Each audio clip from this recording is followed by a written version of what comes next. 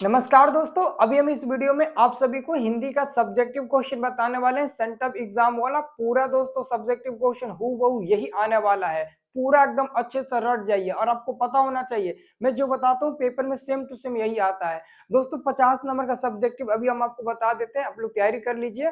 20 number का जो आप लोगों से गधांश पूछा गया, 10-10 नंबर का 2 गधांश, बहुत इजी गधांश है दोस्तों। तो गधांश का आंसर हम आपको नहीं बताएंगे क्योंकि बहुत इजी, आप वो आप लोग खुद से कर लोगे। बाकी जो दोस्तों जो 30 नंबर का सब्जेक्टिव क्वेश्चन है, जैसे कि 2 नंबर वाला क्वेश्चन निबंध हो गया, 5 नंबर वाला क्वेश्चन हो गया, प्रार्थना पत्र हो गया, संवाद हो गया, ये सब हम आपको बता देते हैं और आप लोग अच्छे से कॉपी पर लिख लीजिए और आप लोग याद कर लीजिए। ठीक है, तो चलिए वीडियो को शुरू करते हैं। आप लोग चैनल को सब्सक्राइब कर लीजिएगा। दोपहर में 2 बजे विज्ञान और सामाजिक विज्ञान का आपको वीडियो मिलेगा इसी चैनल पर। ठीक है, तो आइए दोस्तों हम आपको बताना शुरू करते हैं। बहुत अच्छे से आप लोग दोस्तों याद कर लीजिएगा। 10 गो आप लोगों से 2 नंबर वाला क्वेश्चन पूछा गया है। कौ गो दोस्तों? 10 गो पूछा गया है। 10 गो में से मात्र आप लोगों को 5 गो क्वेश्चन का ही उत्तर देना है। ठीक है ना, 5 गो को उत्तर देना है। मैं आपको 10 बता देता हूँ, ठीक है ना, हम आपको 10 बता देते हैं, आप लोग टेंशन मत लीजिए। 10 हम आपको बता देते हैं, आप लोग याद कर लीजिए। ठीक है, देखिए पहला नंबर क्वेश्चन है, भीमराव अंबेडकर के अनुसार जाति भारतीय समाज में श्रम विभाजन का स्वाभाविक रूप क्यों नहीं कही जा सकती है दोस्तों? तो इसका उत्तर हम लिखे हैं, भीमराव अंबेडकर के अनुसार जाति को भारतीय समाज में श्रम विभाजन का स्वाभाविक रूप नहीं माना जा सकता है क्योंकि यह मनुष्य की रुचि या क्षमता के बजाय उसके जन्म पर आधारित है, जिससे व्यक्ति को अपनी रुचि और योग्यता के अनुसार पेशा चुनने की स्वतंत्रता नहीं मिलती है। यह श्रम विभाजन यह श्रम का ही विभाजन नहीं बल्कि श्रमिकों का विभाजन है। जो व्यक्ति को सिर्फ इसलिए एक खास काम करने के लिए विवश करता है क्योंकि यह उसके पैतृक पेशा है, भले ही वह उससे कुशल हो या ना हो। तो दोस्तों इसका आंसर आप लोग ऐसे लिख दीजिएगा। ठीक है, अगला देखिए दोस्तों क्वेश्चन, अगला क्वेश्चन है, कभी गुरु नानक की दृष्टि में ब्रह्म का निवास कहाँ है? तो आंसर लिखिएगा, कभी गुरु नानक की दृष्टि में ब्रह्म का निवास हर जगह है, खासकर हृदय में। जब कोई व्यक्ति सच्चे मन से ईश्वर को याद करता है तो उसका हृदय ही उनका निवास स्थान बन जाता है दोस्तों। तो ये दूसरा नंबर क्वेश्चन का आपका आंसर हो गया। जिसको भी इसका पीडीएफ चाहिए चैनल को सब्सक्राइब कर कमेंट बॉक्स में जय बिहार जय बिहारी लिख दीजिए। जो भी लिखेगा कमेंट बॉक्स में चैनल को सब्सक्राइब करके जय बिहार जय बिहारी, उसको इसका पीडीएफ 100% मिलेगा। तो आप लोग जरूर लिख दीजिए। ठीक है, अगला देखिए दोस्तों, आपका तीसरा नंबर है। तीसरा नंबर क्वेश्चन है, दही बली मगम्मा शीर्षक कहानी के अनुसार बारी किसे कहते हैं? तो लिखेंगे, रोजाना दही देना और महीने के बाद पैसा लेना को बारी कहते हैं। ये हमारा तीसरा नंबर क्वेश्चन का उत्तर हो जाएगा। चौथा नंबर क्वेश्चन है, अपने शागिर्दों के बारे में बिरजू महाराज की क्या राय है? बहुत ही आसान क्वेश्चन पूछा गया है दोस्तों।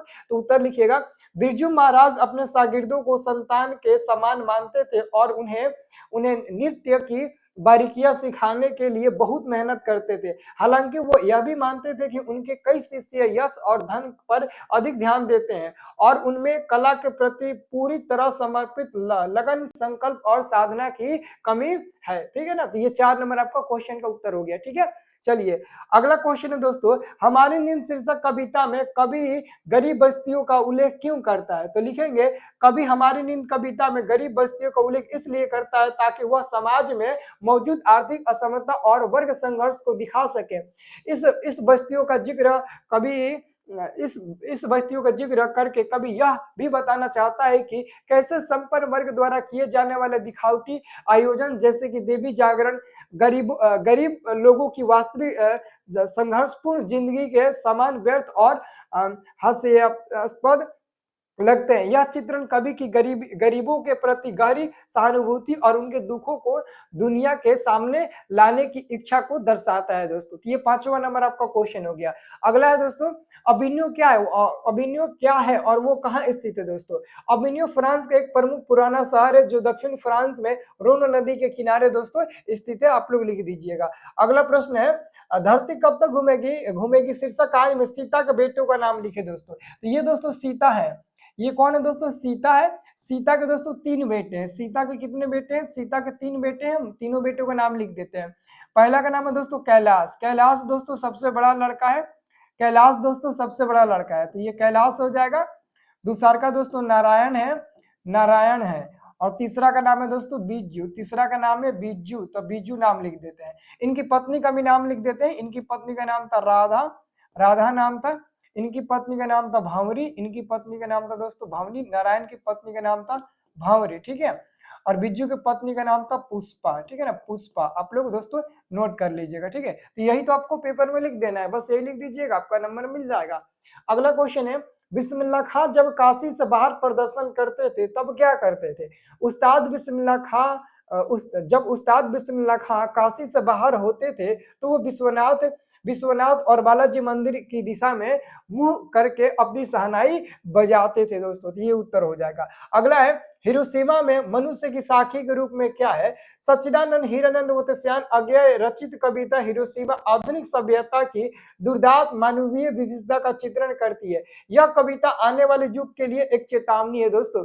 ये हमारा उत्तर हो जाएगा, ठीक है। तो दोस्तों 9 हो गया, लो 10वां कहा गया जी, छोड़ो 10वां थोड़ा सा गड़बड़ा गया, इधर उधर हो गया। यानी कि दोस्तों 10 में से 5 को ही बताना है, मैंने तो आपको 9 को बता दिया, ठीक है।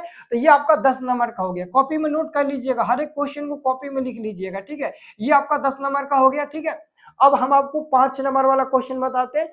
2 को पूछा गया है, उसमें से 1 को कोई लिखना है, ठीक है।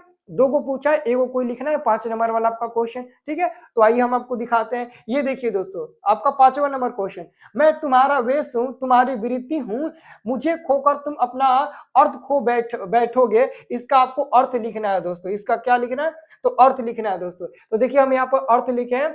कवि रील के कहते हैं कि हे प्रभु, मेरे अस्तित्व के बिना तुम्हारा कोई महत्व नहीं है। मानव के कारण ही तुम पूज्य हो। मेरी भक्ति अथवा गुणगान से तुम अंधित होते हो। यदि यही मानव नहीं रहेगा तब तुम्हारा नाम कौन लेगा? क्योंकि सारी योनियों में मनुष्य ही चेतनशील प्राणी है। अभिव्यक्ति शक्ति इसे ही मिली है। मानव ही सांसारिक कार्य व्यापार का संपादन करता है। तुम्हारे अंश या प्रतिरूप के रूप में संसार को सजाता है और तुम्हारे नाम को अमर रखता है। अतः मानव के बिना सृष्टि संचालन का काम बंद हो जाएगा और तुम्हारी सृजन रचना का उद्देश्य निष्फल चला जाएगा। तो ये दोस्तों हमारा हो गया, ठीक है। अब इसका दोस्तों एक और जो क्वेश्चन अथवा में पूछा गया है वो भी मैं आपको बता देता हूँ, ठीक है ना। दोनों में से कोई भी एक लिख देना। इसका अथवा वाला है दोस्तों, है ना। हालांकि दोस्तों ये अथवा लिखिएगा, है ना, ये अथवा आप लोग लिखिएगा, ये अथवा का है दोस्तों, ठीक है ना। आपका देखिए अथवा है, कम वक्त बढ़ते हैं तो बढ़े, मनुष्य उन्हें बढ़ने नहीं देगा। मतलब कि ये नाखून क्यों बढ़ते हैं दोस्तों, पाठ का ये क्वेश्चन है, ठीक है ना। तो इसका सारांश हम लिखे दोस्तों। प्रस्तुत गदांश आचार्य हजारी प्रसाद द्विवेदी द्वारा लिखित नाखून क्यों बढ़ते हैं शीर्षक ललित निबंध से उद्धृत है। यहाँ मनुष्य की वास्तविकता तथा यथार्थता पर प्रकाश डाला गया है। लेखक के अनुसार प्रेम, मैत्री, त्याग और परोपकार मनुष्य में निहित सहज और उदात्त मनोभाव है। मनुष्य की यथार्थता इन्हीं उदात्त मनोभावों के कारण है।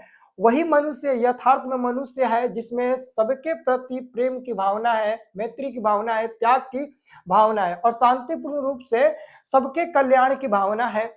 नाखूनों का बढ़ना अर्थात पशुता के द्वारा जीवन में सफलता प्राप्त करना, यह मनुष्य की मूर्खतापूर्वक जन्मजात वृत्ति या व्यवहार का परिणाम कहा जा सकता है। मनुष्य की यह प्रवृत्ति उसकी मनुष्यता के लिए उचित नहीं है। पशुता का त्याग मनुष्य द्वारा स्व निर्धारित आत्मनियंत्रण का परिणाम है, जिसके माध्यम से वह यथार्थता अर्थात मनुष्यता की ओर अग्रसर होता है। मानव जीवन की यही वास्तविकता भी है दोस्तों। तो यही दोस्तों इसका अर्थ लिखना है, ठीक है। अब दोस्तों हम आपको बताते हैं प्रार्थना पत्र दोस्तों। ये प्रार्थना पत्र दोस्तों हम 100% लड़ाकू प्रश्न में दिए हुए हैं और ये दोस्तों क्वेश्चन पूछा गया है दोस्तों। 100% लड़ाकू प्रश्न में ना, जो लड़का लिया होगा मेरा 100% लड़ाकू प्रश्न, और जो लड़का लिया होगा और पढ़ा होगा ना, पूरा ऑब्जेक्टिव क्वेश्चन हमको लगता है ना, जो एग्जामिनर है ना, पूरा हमरे वाला नकल करके ऑब्जेक्टिव क्वेश्चन का सेंट्रल एग्जाम के पेपर बना दिया है। पूरा ऑब्जेक्टिव क्वेश्चन मेरा है दोस्तों, उसमें पूरा एकदम हूबहू पूरा मिल रहा है दोस्तों ऑब्जेक्टिव क्वेश्चन। तो दोस्तों हम जो क्वेश्चन देते हैं ना, वो फालतू नहीं, लड़ने वाला देते हैं। ऐसे ही नहीं नाम रख देते हैं लड़ने वाला प्रश्न, 100% लड़ाकू प्रश्न। यदि आप में से कोई ऐसा विद्यार्थी होगा जो 2026 में मैट्रिक एग्जाम देने वाला होगा, उसकी तैयारी अच्छे से नहीं हो पाई होगी, उसको इस समय VBI ऑब्जेक्टिव सब्जेक्टिव की जरूरत है, केवल उसे याद कर ले तो बोर्ड एग्जाम में अच्छा नंबर ला दे। तो दोस्तों मेरे पास है यदि आप लेना चाहते हैं तो बेफिक्र होकर ले सकते हो। प्राइस तो 200 रुपया है, प्राइस तो 200 रुपया है, लेकिन मैं आपसे 200 रुपया नहीं लूंगा क्योंकि इतना कम समय है और एक तो आपके ऊपर टेंशन है, ऊपर से मैं ज्यादा पैसा लूंगा तो ये गलत बात है। इसलिए मैं अपना मेहनत का जो पैसा हमारा है काट कूट कर उतना दे देना 160 रुपया। यदि आप 160 रुपया देते हो तो आपको Hindi, non Hindi, science, social science, Sanskrit और मैथ, ये 6 सब्जेक्ट का आपको ऑब्जेक्टिव सब्जेक्टिव दोनों दे दिया जाएगा आंसर सहित, और ये पीडीएफ फॉर्मेट में मिलेगा। आपके व्हाट्सएप पर सेंड करेंगे, किताब नहीं है, पीडीएफ फॉर्मेट में है। आप पीडीएफ ओपन करके ऑब्जेक्टिव याद करिए, सब्जेक्टिव याद करिए, जो सब्जेक्ट लिखने वाला होगा उसे लिख के याद करिए, बाकी पूरा ऑब्जेक्टिव पीडीएफ ओपन करके मोबाइल से याद करिए। पूरा आप लोग ना एग्जाम के लिए तैयारी कर लेंगे, इसी से बेहतरीन बेहतरीन से बेहतरीन तैयारी कर लेंगे। ठीक है, तो जिसको लेना होगा हम 2 नंबर दे देते हैं, आप इस नंबर पर ना अभी जो एग्जाम को खत्म हो जाएगा सेंटअप तो मेरे पास कॉल करना और मैं आपको स्कैनर भेजूंगा, उस स्कैनर पर आप पेमेंट करना और हमसे ले लेना वो पीडीएफ। ठीक है ना, अभी शायद कॉल नहीं उठा पाएंगे, ठीक है ना, क्योंकि एग्जाम चल रहा है तो बिजी होंगे। ठीक है ना, ये 2 नंबर ले लो, जब तक आप पेमेंट नहीं करेंगे तब तक आपको नहीं मिलेगा, क्योंकि इस पीडीएफ को बनाने में हमें 2 महीना 20 दिन लगा है। इसलिए दोस्तों हम इतना मेहनत किए हैं ना, तो हम आप लोगों से इतना पैसा ले रहे हैं। ठीक है ना, अभी तो ये सस्ता ले रहे हैं, दूसरा कोई तो हजार हजार रुपया लेता है, उन लोगों की तुलना में तो हम 0 रुपया ले रहे हैं। तो आप लोग बिल्कुल मत सोचिएगा सर फ्री में दे देंगे या फिर 100 रुपये में दे देंगे, 50 रुपये में दे देंगे, नहीं, 160 रुपये से 1 भी रुपया कम नहीं होगा। जिसको लेना होगा लेकर पढ़ना, जिसको नहीं लेना होगा कहीं और से भी लेकर पढ़ सकते हो, कोई दिक्कत नहीं है, लेकिन हम जो देते हैं वो पेपर में लड़ता है, बात यही है। ठीक है, आइए हम आपको इस क्वेश्चन को बताते हैं। ये क्वेश्चन देखिए, विद्यालय में सफाई, पेयजल, शौचालय की व्यवस्था करने के संबंध में प्रधानाध्यापक के पास एक आवेदन पत्र लिखे। लिखिएगा, सेवा में प्रधानाध्यापक महोदय, रेलवे एडेड उच्च विद्यालय दरभंगा, अपने विद्यालय के यहाँ पर नाम लिखिएगा आप लोग, और विषय में लिखिएगा विद्यालय में सफाई पेयजल की व्यवस्था करने के संबंध में महाशय लिखिएगा। सभी ने निवेदन है कि मैं आपके विद्यालय का नियमित छात्र हूँ। विद्यालय परिसर में हर जगह गंदगी फैला हुआ है, कक्षाओं में प्रतिदिन सफाई नहीं होता है, जिससे बच्चों के स्वास्थ्य पर प्रतिकूल प्रभाव पड़ रहा है। बच्चे हमेशा बीमार होते जाते हैं। साथ ही विद्यालय में स्वच्छ पेयजल की समुचित व्यवस्था नहीं रहने के कारण सारे छात्र छात्राएं को गर्मी के दिनों में घंटों प्यासे रह जाना पड़ता है। अतः श्रीमान से अनुरोध है कि विद्यालय में समुचित सफाई और स्वच्छ पेयजल की व्यवस्था करने की कृपा की जाए ताकि बच्चों का स्वास्थ्य प्रभावित न हो। आपका आज्ञाकारी छात्र अर्जित आदित्य, वर्ग 10वीं, खंड बी, क्रमांक इतना। ठीक है, और यहाँ पर आप लोग दिनांक लिख दीजिएगा। ठीक है, आप लोग चेंज करके अपना दिनांक लिख दीजिएगा। ठीक है, अब दोस्तों एक आपको संवाद बताते हैं। अगला हमारा प्रश्न है दूसरा नंबर क्वेश्चन है, मोबाइल फोन के दुरुपयोग पर 2 छात्रों के बीच संवाद लिखे। ये दोस्तों हमने आपको कुछ दिन 1-2 दिन पहले भी बताया था, और दोस्तों ये पेपर में भी क्वेश्चन पूछा है, या तो ये लिखना या तो पीछे वाला क्वेश्चन लिखना। ये अथवा में है आपका, ये अथवा में है दोस्तों, ये अथवा में है। ठीक है, तो दोस्तों हम 2 मित्र ले लेते हैं, 2 मित्र के बीच में हम संवाद लिखते हैं मोबाइल के दुरुपयोग के बारे में। एक राम और एक किशोर। राम कहता है किशोर कैसे हो, तो किशोर कहता है ठीक हूँ यार, बस परीक्षा की तिथि सिर पर आ चुकी है। तो राम कहता है बहुत बेचैनी, चिंता करने से कुछ नहीं होगा, परीक्षा तो निश्चित तिथि पर ही होगी, तुम्हारे समय सीमा के अंदर पाठ की पुनरावृत्ति करनी करनी होगी। किशोर कहता है लेकिन मैं और मेरा मोबाइल लगता है कि मेड फॉर ईच अदर, मैं क्या करूं, दिन रात मोबाइल के साथ ऑन रहता हूं, है ना। तो राम कहता है ये तो बहुत गलत बात है, मोबाइल फोन पर लगातार आते मैसेज, फोन फोन तो तुम्हें पढ़ने ही नहीं देंगे, मैं तुम्हें एक सलाह देता हूं सच्चा दोस्त समझकर। तो किशोर कहता है बता मेरे भाई, मेरी मदद कर, फेल हो गया तो कहीं मुंह दिखाने लायक नहीं रहूंगा, मम्मी पापा को मुझसे बड़ी उम्मीद है। राम कहता है मेरी बात सुन, मोबाइल बंद कर अपनी मम्मी को दे दे, उसका ध्यान मन से हटा, समझ कहीं खो गया। किशोर कहता है लेकिन मन की बेचैनी उसका क्या करूं। तो दोस्तों वो कहता है राम एक तरीका और है, प्रतिदिन समय सीमा निर्धारित कर, कुछ देर के लिए मम्मी से मांग ले, लेकिन बहुत ही ईमानदारी से वापस भी कर देना। फेसबुक और गूगल तो खोलना ही नहीं, दोनों ही जादूगर हैं। किशोर कहता है ठीक कहते हो, आज ही मम्मी को मोबाइल दे दूंगा।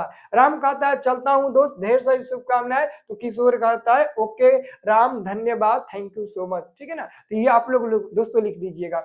अब दोस्तों हम आपको बताने वाले हैं, निबंध बताने वाले हैं दोस्तों।